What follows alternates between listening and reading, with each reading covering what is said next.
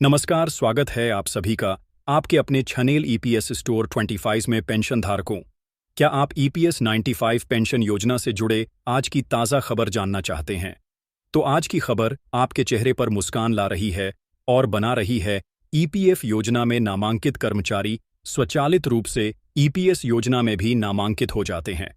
व्यक्ति को मिलने वाली न्यूनतम मासिक पेंशन राशि 1000 रुपये होगी। यदि कोई विधवा विधुर ईपीएस राशि प्राप्त कर रहा है तो उसे उसकी मृत्यु तक पेंशन राशि मिलती रहेगी। उसके बाद बच्चों को 25 वर्ष की आयु तक पेंशन राशि मिलती रहेगी। अगस्त 2025 देश के लाखों बुजुर्गों के लिए राहत की खबर सामने आ रही है, जहां ईपीएस 95 योजना के तहत मिलने वाली न्यूनतम पेंशन को RS 1000 से बढ़ाकर RS 7500 करने की चर्चा जोरों पर है। यह प्रस्ताव अगर मंजूरी पाता है तो करीब 650% की बढ़ोतरी होगी। ईपीएफओ ने प्रतिमाह न्यूनतम ईपीएफ पेंशन RS 1000 से RS 7500 तक बढ़ाने का प्रस्ताव रखा है।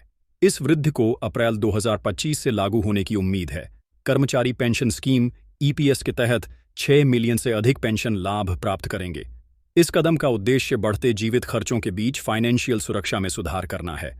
कर्मचारियों के लिए आवेदन जमा करने की समय सीमा 1/2026 तक बढ़ा दी गई है। नवीनतम ईपीएफओ परिपत्र में उच्च वेतन पर पेंशन का विकल्प चुनने वालों के लिए गणना की विधि बताई गई है।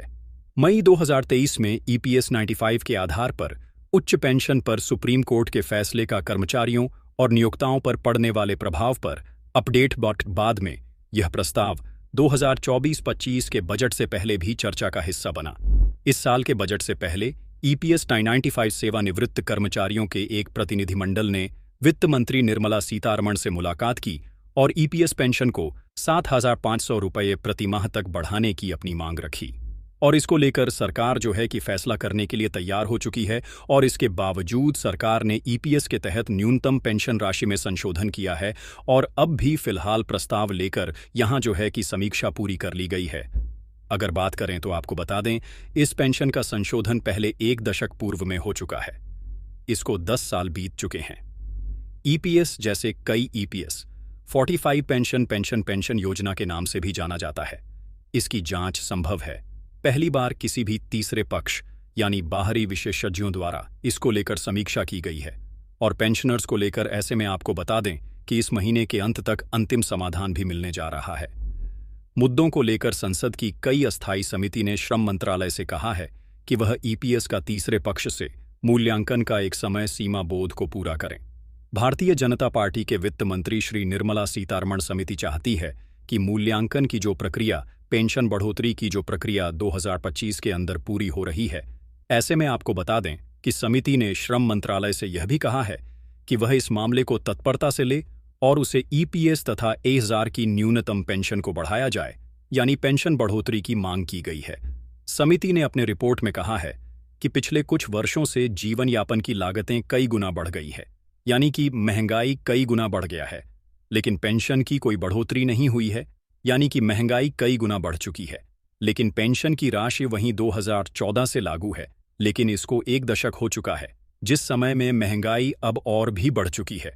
और इस वर्ष का ईपीएस जैसा बात करें तो ईपीएस की शुरुआत 1985 में हुई थी और इस योजना का उद्देश्य कर्मचारियों को सेवानिवृत्ति के बाद स्थायी पेंशन का आय उपलब्ध कराना। और ऐसे में यहाँ बात करें तो समिति ने अपने रिपोर्ट में कहा है, जिसे देखते हुए योजना को तीसरे पक्ष द्वारा मूल्यांकन कर पेंशन की राशि छाता साप्यासो करने की अनुशंसा की गई है। समिति ने दृढ़ता से अनुशंसा की है कि यह एक कार्य का निश्चित समय सीमा के भीतर कि 1 माह के अंदर मूल्यांकन कार्य के आधार पर पेंशन वृद्धि किया जाए। यहाँ पर समिति ने श्रम मंत्रालय को बताया है कि पहले तृतीय पक्ष की समीक्षा की प्रक्रिया प्रस्ताव के लिए अनुरोध है और इसके माध्यम से अगर बात करें तो इसकी शुरुआत हो चुकी है और इसका काम कि अंतिम चरण में है। समिति यह चाहती है कि इसका काम 2025 के अगस्त माह के अंत तक पूरा कर लिया जाए और सभी को ईपीएस 95 का लाभ समिति के अनुशंसा के अनुसार मिले। इससे पहले ऐसी कोई समीक्षा नहीं की गई थी। और अब बात करते हैं रिपोर्ट में आगे क्या कहा है। 2014 की तुलना में 2025 में यहाँ पर बता दें कि यह कहा गया है कि महंगाई बढ़ चुकी है और कि पेंशन भोगियों का जीवन यापन संभव नहीं है। श्रम मंत्रालय ने पैनल को क्या बताया था पेंशन के प्रस्ताव को लेकर श्रम मंत्री और उनकी समिति से बातचीत हुई, जिसमें श्रम मंत्रालय ने समिति को बताया कि ईपीएस की न्यूनतम राशि 17,500 का प्रस्ताव 2025 में आया है, जिसे वित्त मंत्रालय भेजा गया था और वित्त मंत्रालय को मंजूरी देने के लिए कहा गया है, जो कि बजट में चर्चा के दौरान भी पूरा जो है कि चर्चा का हिस्सा था और इसको लेकर समाधान नहीं हुआ था। लेकिन पेंशन भोगियों के प्रस्ताव का समीक्षा चल रहा है, जो कि 2025 के अगस्त माह के अंत तक समीक्षा पूर्ण कर लिया जाएगा और अलग से अनुपूरक बजट के माध्यम से राशि की व्यवस्था की जाएगी। मंत्रालय के पास जो श्रम मंत्रालय ने प्रस्ताव भेज दिया है, और यहां पर बात करें तो जो है कि श्रम पेंशन धारकों के लिए वित्त मंत्रालय यहां पर जो प्रस्ताव में जैसा कि मांग पेंशन भोगी ने की थी, प्रतिनिधिमंडल ने वित्त मंत्रालय निर्मला सीतारमण से मिलकर जो है कि ईपीएस पेंशन बनाकर 17,500 प्रतिमाह करने की अपनी मांग रखी थी। उसी बैठक के बाद ईपीएस 95 के राष्ट्रीय आंदोलन समिति ने कहा था कि वित्त मंत्रालय ने उन्हें आश्वासन दिया है, सरकार उनकी मांगों पर गंभीरतापूर्वक विचार करेगी। तो ऐसे में इसको लेकर यहां पर पेंशन भोगियों को कई बार आश्वासन भी दिया जा चुका था। एक बार फिर से जो है कि आश्वासन दिया गया था। पिछले जो है कि कई सालों से कर्मचारी यूनियन और पेंशन राशि की बढ़ाने को मांग कर रहे हैं और बढ़ोतरी की मांग जारी है। रुपये 17,500 बढ़ती महंगाई की भरपाई के लिए डीए का भी लाभ साथ में जरूरी है। साथ में 17,500 पेंशन के साथ डीए की भी मांग लगातार की जा रही थी, जिसको पूरा किया जा रहा है। यहां पर मेडिकल की सुविधा डीए की मांग भी बनी हुई है। उसको लेकर फिलहाल तमाम प्रस्ताव जो है कि विचार कर लिए गए हैं। अब बात करते हैं 7 करोड़ पीएफ खाते कीजिए। उनके लिए बड़ी खुशखबरी, ईपीएफ ने किए नियमों में 5 बड़े बदलाव। 5 नए रूल आपके लिए आ चुके हैं। ईपीएफओ ने यहां पर पहला बदलाव किया है, उसके बारे में बात करते हैं। खातेदार, उनके लिए बहुत ही काम की होने वाली खबर है। 5 बड़े बदलाव जो देश भर में 7 करोड़ से ज्यादा पीएफ खाते हैं, उनके पीएफ की राशि पर सीधा असर डालेंगे। कौन कौन बड़े बदलाव हैं, उनके बारे में बात करते हैं। सबसे पहले बताया है कि प्रोफाइल अपडेट करना और पहले से अब बेहद आसान, यानी कि जो पहले से और अब आसान हो चुका है। प्रोफाइल को अपडेट करना, जैसा कि आपको अपना नाम, पिता का नाम और अन्य जानकारी भी चेंज करनी हो, जैसा कि वह वैवाहिक स्थिति, जैसा कि जानकारी बदलनी हो, वह आसान हो चुकी है।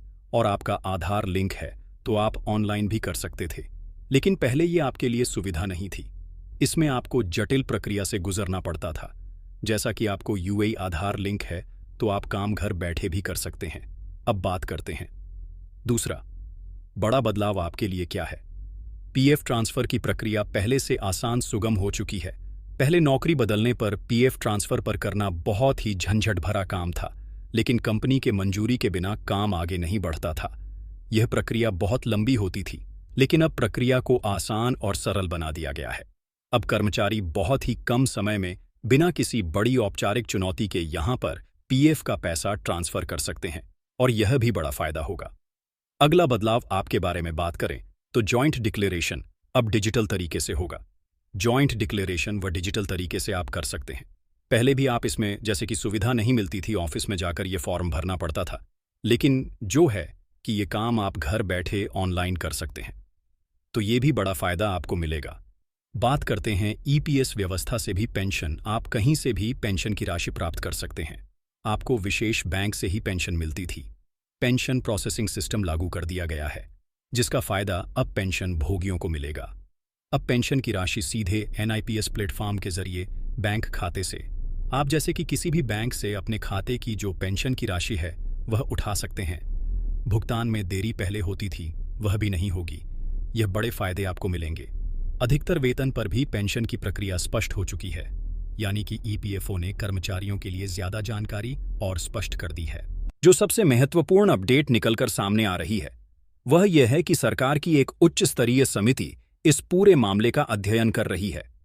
यह समिति पेंशन की राशि को 17,500 करने के अलावा इसे महंगाई से जोड़ने के विकल्प पर भी विचार कर रही है, ताकि भविष्य में पेंशन की राशि समय समय पर अपने आप बढ़ती रहे और पेंशन भोगियों को बार बार सरकार के सामने हाथ ना फैलाना पड़े। हालांकि सरकार ने अभी तक कोई अंतिम निर्णय की घोषणा नहीं की है और यह कहा जा रहा है कि इस पर फैसला लेने में कुछ और समय लग सकता है। लेकिन इस बार माहौल पहले से कहीं ज्यादा सकारात्मक है।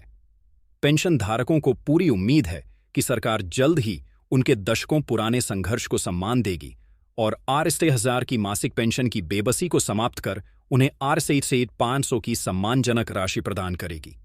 यह फैसला अगर आता है तो यह करोड़ों बुजुर्गों के जीवन में एक नया सवेरा लेकर आएगा और उन्हें बुढ़ापे में असली आर्थिक आजादी देगा। हम इस खबर पर अपनी पैनी नजर बनाए हुए हैं और जैसे ही कोई ठोस फैसला आता है हम सबसे पहले आप तक पहुंचाएंगे। अपने वेतन पर भी पेंशन पाना चाहते हैं तो इसके लिए समान नियम लागू है, लेकिन अगर किसी कर्मचारी का वेतन ज्यादा है और पीएफ की राशि अतिरिक्त जमा करनी होगी और इसे करने के लिए भविष्य में उन्हें अधिक पेंशन का लाभ मिलेगा। इसके अलावा जो निजी संस्था ट्रस्ट के जरिए पीएफ संचालन करते हैं उन्हें भी ईपीएफओ के नियमों का पालन करना अनिवार्य कर दिया गया है और इस सब को लेकर प्रधानमंत्री नरेंद्र मोदी की समीक्षा पूरी हो चुकी है और इस माह के अंत तक तमाम पेंशन धारकों के पेंशन को 350 डीए का प्रावधान और मेडिकल सुविधा में पतितप को मुफ्त चिकित्सा सुविधा उपलब्ध करवाए जाने का कानून बनकर तैयार है, उसे लागू किया जा रहा है। तो जय हिंद, जय जय भारत। इसी तरह की जानकारी के लिए हमारे चैनल को सब्सक्राइब करें। धन्यवाद।